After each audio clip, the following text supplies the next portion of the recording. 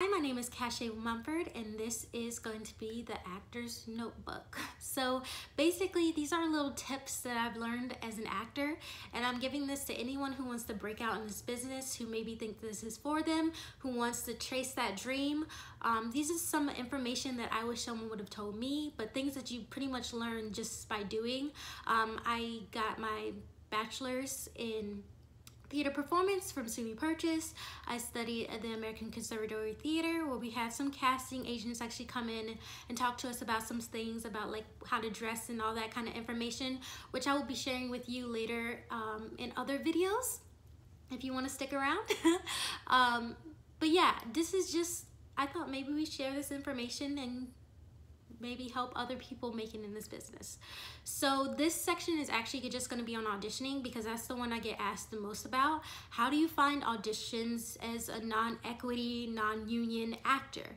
Non-equity, non-union means that you're not with the actors union, so you don't have an equity card. To get an equity card, you have to have 25 weeks with an equity company, and then it costs like $1,000 something, which you can pay in like fragments, which is nice, but you have to do like a deposit payment. Whatever, it works, it's really nice, and then you get all these opportunities. I don't have one of those cards, so I find a lot of my auditions from Backstage, which you'll hear a lot of people talk about. Backstage is great. It's an app that you can get on your phone. You can also use it on your computer, and basically kind of lists any roles and every roles. It can do film, plays, short films, commercials, all of that. It's great. It's a $20 a month fee. If you are really a stickler for money at this point and you just don't have $20 to give every month, I suggest you try Playbill. You can put in your category, performer, put in your state, wherever you live. If you live in New York, it'll have everything listed for New York. Mostly a lot of plays, maybe a few films, but it's mostly plays on Playbill. Obviously, it's in the name, but that's a great way to kind of get in and get some jobs. It'll have the contact information for whatever play it is. You can email them, usually your headshot and resume, and then your video reel. I'll talk about what a video reel is in another video, but I'll give you a short kind of summary. Video reel, so you have your slides, your text that they'll send you for a character, and then you'll just read that, put it on camera, send that in, and that's your reel. Or sometimes there'll be monologues. I suggest that all actors have at least some self-tapes, some monologues, 2 contrasting monologues, one 90-second video of a monologue, just because that's a lot of what they're going to be asking for, especially theater companies. So just have that in your repertoire already on YouTube. Maybe have some views on it, which would be great, because they'll see that a lot of people maybe, or even if it's just a few people, want to see your acting. So that's a good plus for anyone that's interested. I also use Broadway World, and there you'll find a lot of auditions. You can find some for non-equity, but you can also find some really good EPA auditions. So EPA auditions, equity principal auditions, those are gonna be open usually for some non-equity. Most people don't try to go to an EPA audition if they're not an equity actor, but it is very good. You wanna get there probably at least 2 hours early, I'm gonna be honest with you, just because you want to get your name on that list, because right now you don't have a spot to audition when you go to EPA auditions. Other people in the actors excuse me, other people in equity, and other equity people who have their card, who already made their audition, they can sit there, you know, show up maybe, I don't know, sometimes they'll show up like 30 minutes early, just to be prepared, have time to be in the room, in the space, and get yourself together. You don't have that. So you have to put your name on a list, and then you'll have to wait until they actually start auditions to find out if they're even going to see you.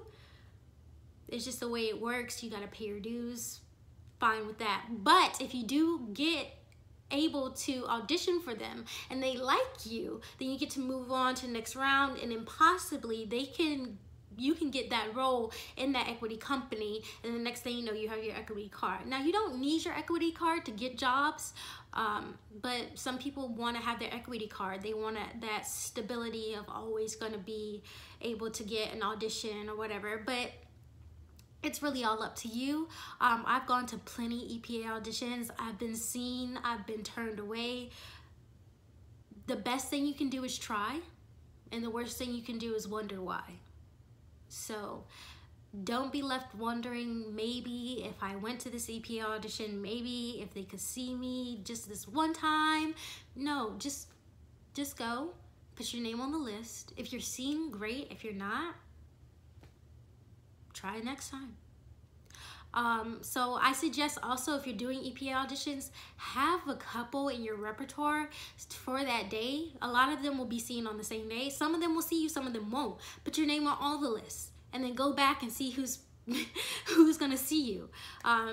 Just cast your net as far and wide as possible. Another thing that I think is very helpful for you is if you get a notebook that you only write your auditions in. I have my notebook right here. I write when my audition dates are, where they are, what I need for them, usually maybe a 90-second monologue or 2 contrasting monologues, 1 minute. 1 minute each, 1 minute together. It's all different. You have to have that ready already. Have your monologues picked.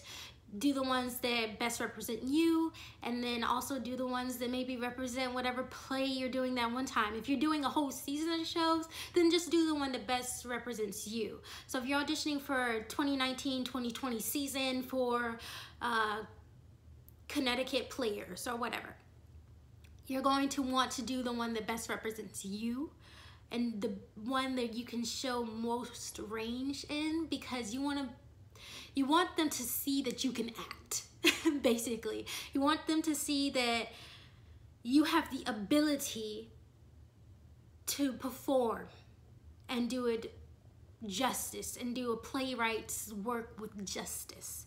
And then you can move on to focusing on a specific role and making sure you get that role down packed and that you're what they want for that specific role. But for a whole season, you have no idea what they're gonna choose you for.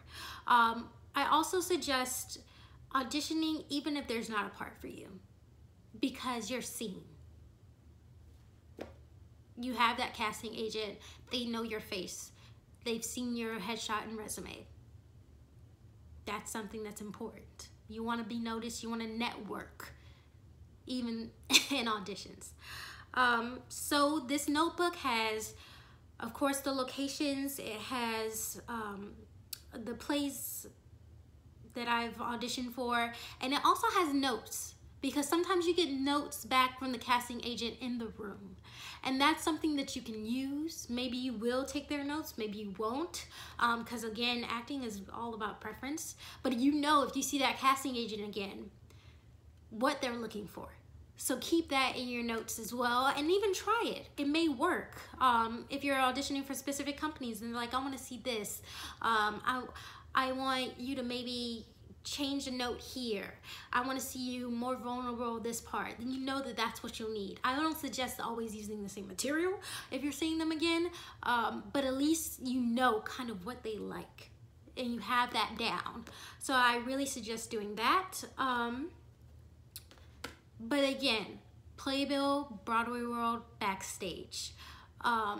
Backstage is #1 at this point in time, because it's a vast majority. If you want to do film, if you want to do commercials, it's all listed there. You can put in your state, make it super easy for you. It's also really easy because you already have all those reels of maybe your acting reel, if you have an acting reel, or your self-tapes for your 2 contrasting monologues, or if you're 1 monologue. You can upload all of that to your membership, and it'll be on your account. So it'll just be easy when you're applying for these jobs, maybe 20 a day or 20 a week, whatever you're into.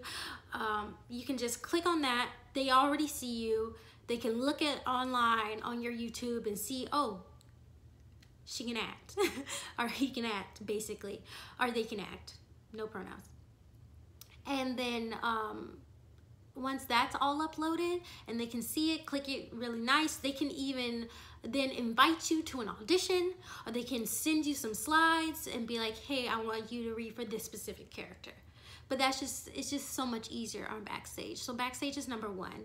But those are all the ways that you can really audition for non-equity, find auditions for non-equity. Another thing you can do, and one thing that people don't often do, is if you find a theater that you like, whether it be in your state or outside of your state, you can kind of stalk that theater on their website and send them your headshot and resume. Most of them take headshot and resumes through email or mail, so you're already on their repertoire. And then you can kind of stalk them to see when they're actually having auditions for their season. And then once that happens, you can go there. For non-equity, if they're doing EPL auditions at a specific theater company, they'll often they'll see non-equities in their state. It's just easier for them that way than if they're doing their rounds in New York or LA. Sometimes they won't see you because they have so many people already booked for that audition and they don't have the time. But normally if it's in their state, they will have the time. So if you're doing Connecticut Playhouse or whatever, they'll have an EPA in Connecticut. And if you can travel there, travel there. Or if you're, say you're living in New York, but your home's in Florida. This happened to me recently. Came back to Florida, came back home and went to the Florida Rep Theater, and I was seen for the EPA. They're going back to do one in New York and they're doing one in LA, but I was able to be seen faster and easier. Also happened with Orlando Shakespeare. It's just, if you're doing EPAs in their state, in their home, a lot of people, they'll have more time. And a lot of people won't, it won't be as cutthroat as when they're in New York and LA. So that's also something to keep in mind. And I highly recommend stalking your favorite theater company. But these are just some ways that you can audition or find auditions as a non-equity. And then once you become equity, you can sign up, use Actors Access. It'll be super easy. But really, it's all up to you. And I wish you the best of luck in all of your auditions. And if you want to keep following me for more information, more tips and tools of the trade, I hope you do. So thank you. Bye.